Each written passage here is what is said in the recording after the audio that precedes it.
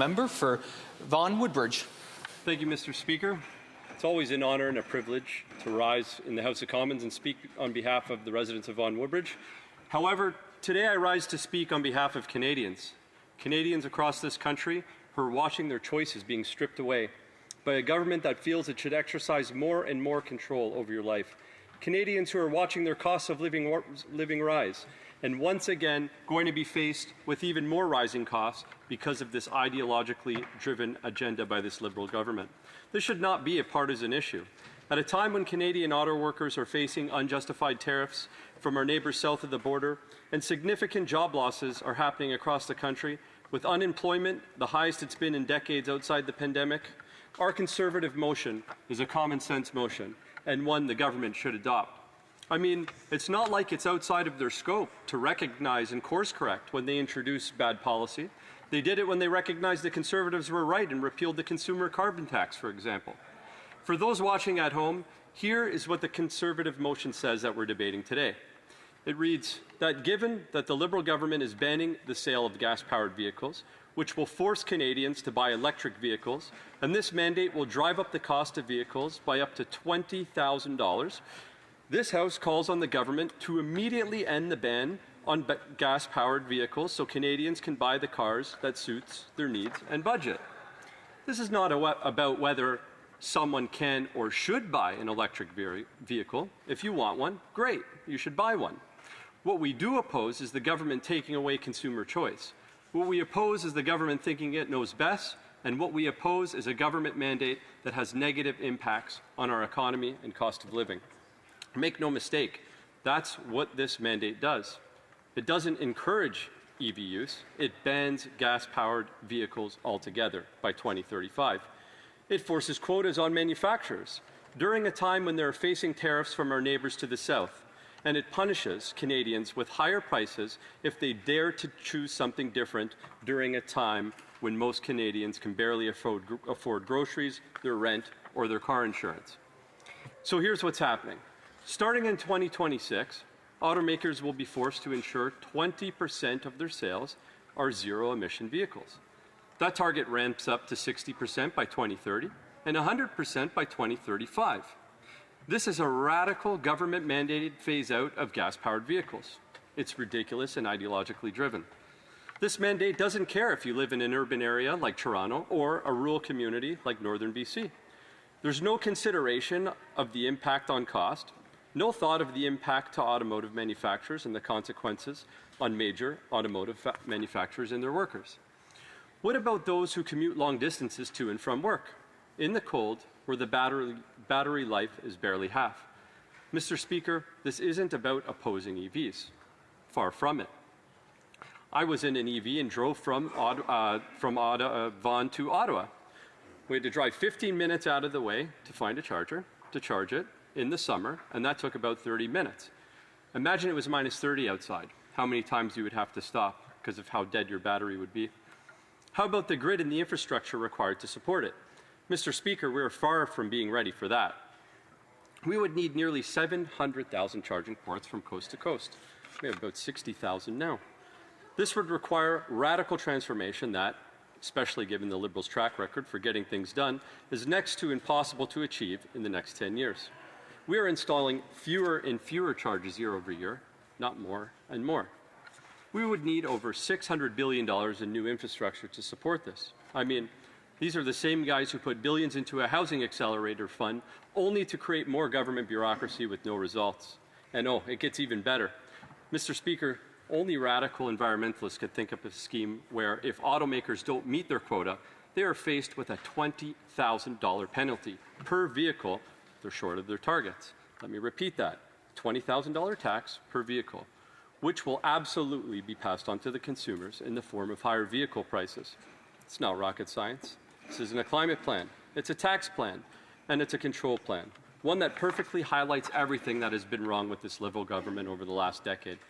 This mandate will have devastating consequences, not just for consumers, but for workers and for the Canadian auto sector.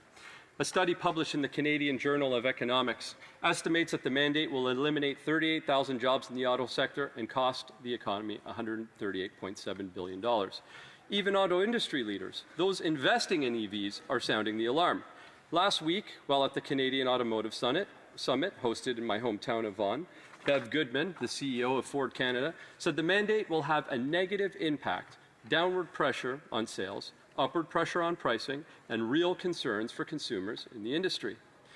Furthermore, Kristen Aquilina, president of GM Canada, said it's unrealistic to believe that the country is going to go from 5 to 6% of EV vehicle sales to 20% by 2026.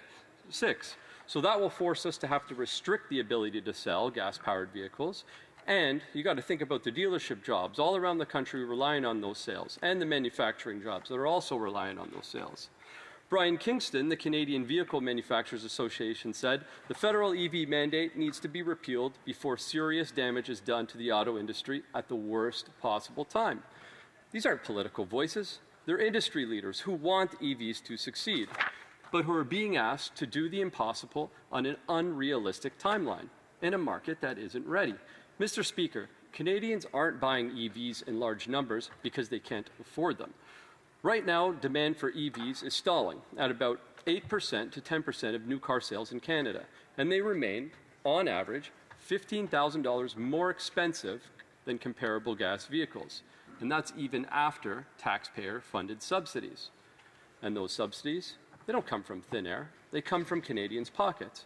So even if you don't drive an EV, you're paying for someone else's. But wait, it gets worse. Once these quotas and penalties take effect, automakers will raise their prices on gas-powered vehicles to offset the cost of compliance. This means everyone pays more, even those who can't or won't buy an EV. The CAA found that electric vehicles lose up to 40% of their battery life in cold conditions, as mild as -7 to -15 degrees. Yes, that's mild in this country.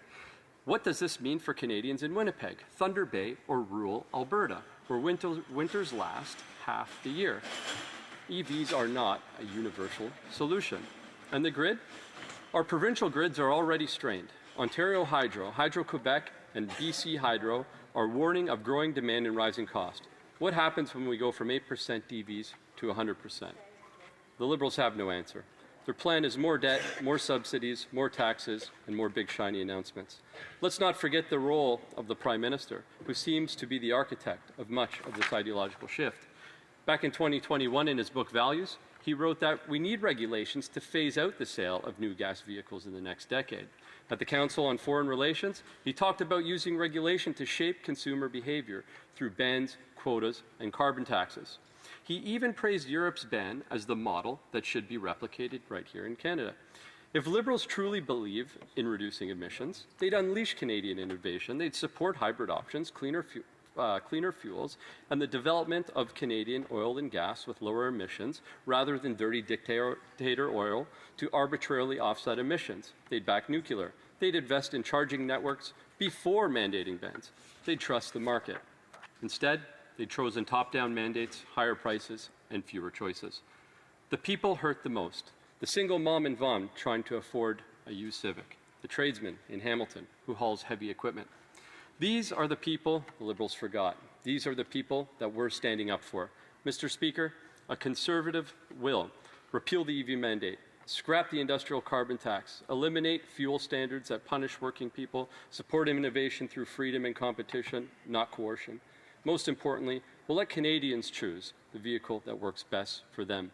Gas, hybrid, diesel, electric, whatever. Without judgment, without penalties, or government overreach. Mr. Speaker, it's time to put Canadians back in the driver's seat. I urge all members of this House to support this motion. Let's stand up for choice, for affordability, for common sense, and for the millions of Canadians who deserve better than a government that tells them what to drive, how to live, and what to think. Let's repeal the mandate, let's end the ban, and let's bring home control over our cars, our choices, and our lives. Thank you. Questions and comments? The Honourable Member for Hamilton West, Ancaster Dundas. Thank you, Mr. Speaker. There's some days where I think I'm living in a South Park episode, where there's reality versus weird conspiracy theory nonsense. The entire world is transitioning to an electric economy, but the carbon conservatives, they just want to do nothing. The McMaster Automotive Resource Centre in Hamilton is world-leading electric vehicle technology working with every major manufacturer in the world. But the Conservative solution, oh, let's just do nothing. The entire market, if we do nothing, will be taken over by high-tech, inexpensive Chinese EV imports. So will the members support Canadian industry and Canadian workers and take action, or are they supporting Communist China's imports? Honourable member for Vaughan Woodbridge. Mr. Speaker, same old Liberals, just another day. So, no one is talking about not investing in technology or developing industry. What we're opposing here is a mandate to remove the sale of gas-powered vehicles, a mandate opposed by industry leaders, a mandate opposed by industry experts, and a mandate that will be opposed by Canadians as they see their costs rise at a time when they're already struggling to make ends meet. Question and commentaire. Question. Questions and The honourable member for Niagara South. Thank you, Mr. Speaker. I'm trying to formulate a coherent response to what I just heard across the way, but yeah, good luck with that.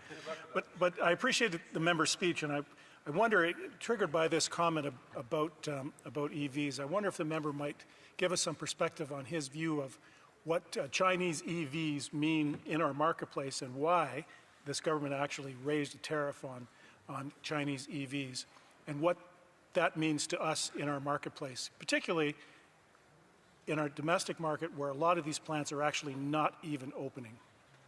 The honourable member for Vaughan Woodbridge. Well, so the issue with China, obviously, when they flood our marketplace with electric vehicle technology, is it puts our own industry, auto industry, at a competitive disadvantage. So from my perspective, and I think the perspective of most people connected to the auto industry, steel, oil and gas, yes, we want to support Canadian markets, support the technologies, the Canadian-made technologies in those industries. But again, I'll kind of go back to what I was saying in my speech there. The whole purpose of the opposition to this is by forcing and mandating car companies to shift to the production of EV vehicles, we're going to create conditions where not only jobs are lost, but cars are more expensive. Question and commentaire. the honourable member for Rimouski-Lamatampedia. Thank you, Mr. Speaker. In Quebec, we have chose to ban gas-powered vehicles by 2030. That's our choice. That's our future. It's our autonomy. Why are the Conservatives so bent on imposing their oil-based vision on Quebec? For Vaughan Woodbridge. Mr. Speaker, because the Conservative Party we have the best interests of Quebecers in mind when considering this policy choice. We're worried about the increased cost to their pocketbook. We're worried about the increased cost to their families, the jobs lost in their industry. So this is why we will continue to oppose these mandates and stand up for Canadian workers. Questions and comments. The honourable member for Winnipeg North. Thank you, Mr. Speaker. I'd like the member to be very clear on this issue, and I've raised it now on a couple of occasions. It appears that the Conservative Party, no surprise, Pierre Poilievre, says that we should not provide any form of incentives, we should not provide any sort of subsidy with respect to the EV industry. Is that something in which that member supports, or is Pierre Poilievre wrong? The honourable member for Vaughan Woodbridge. Mr. Speaker, we keep hearing about subsidies for EV when what we're talking about here is mandating the ban of gas-powered vehicles, which will drive costs and create more stress on an already stressed citizenry of our country. So, of course, we're going to oppose the ban of oil and gas vehicle production because we stand behind Canadians. Resuming debate, reprise du débat.